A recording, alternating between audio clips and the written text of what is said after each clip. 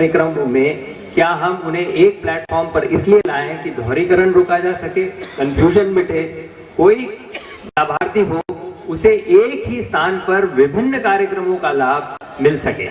उदाहरण स्वरूप अगर आप बच्चे को स्कॉलरशिप मिलनी है बच्चे को, और उसे 2 या 3 तरह की स्कॉलरशिप मिलती है, तो उसके अभिभावक को 3 या 4 कार्यालयों के चक्कर लगाने पड़ते थे।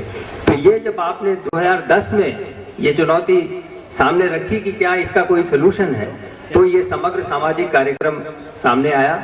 इसमें 2012 में अप्रैल में आपने कैबिनेट में इसकी स्वीकृति दी।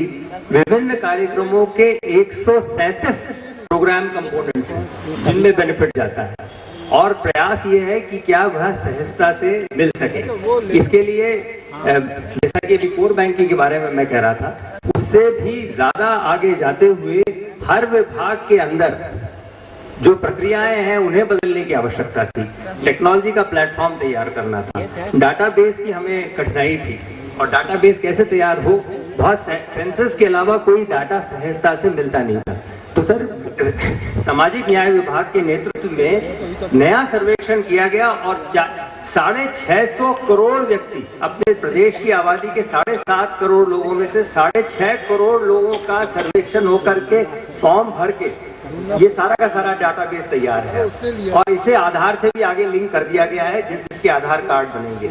अब इससे ये आपने ये अपने भाषणों में ये कहा है कि पैदाइश से लेकर मृत्यु तक मध्य प्रदेश सरकार आपके साथ है। हमारा ये ऑब्जेक्टिव है इसका कि हम एक बार एक बच्चे को जो जिसका जन्म हुआ है उसे अगर रजिस्टर कर लें, तो उसके बाद में उसकी पोर्टेबिलिटी रहेगी उसकी आइडेंटिटी की। वो एक स्कूल से दूसरे स्कूल जाए तो कोई कठिनाई नहीं होगी, उसका सारा रिकॉर्ड इलेक्ट्रॉनिक ट्रांसफर हो जाएगा।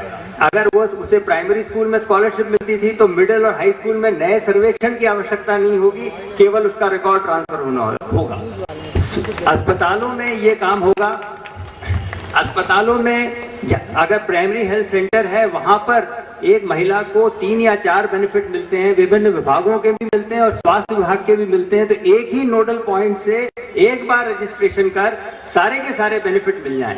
और इसके लिए न केवल वहां बल्कि भोपाल में भी विभागाध्यक्ष कार्यालयों में आमूल परिवर्तन लाया जा रहा है। काम हुआ है कि सारे के सारे विभाग तो वही के वही रह गए, लेकिन विभागों के बजट से अब ड्राइंग एंड डिस्बर्सिंग ऑफिसर जो है वो कंबाइन हो गए हैं। एक ही विभाग के माध्यम से अगर हेल्थ विभाग को नोडल विभाग बनाया गया है तो उसके माध्यम से ही सारे का सारा हेल्थ रिलेटेड एक्टिविटीज के फंड, चाहे वो किसी विशेष तबके के हों।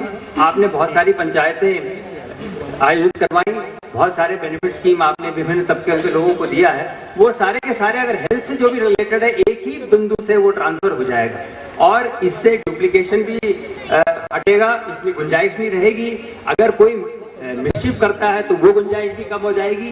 जो जेन्युइन व्यक्ति है, जेन्युइन महिला है, इसको लाभ मिलना चाहिए, उसे विभिन्न कार्यालयों के चक्कर नहीं लगाने पड़ेंगे।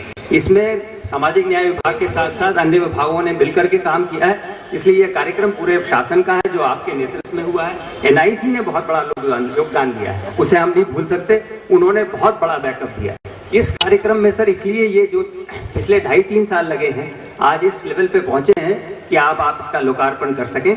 आज इस दिवस पर मैं आपको एक बार फिर यहाँ आने के लिए आपका हम लोग सब बहुत शुक्रगुजार हैं, और हम आशा करेंगे कि आपके मार्गदर्शन में हम आगे भी इस कार्यक्रम को सफलतापूर्वक बढ़ाते चल जाएंगे।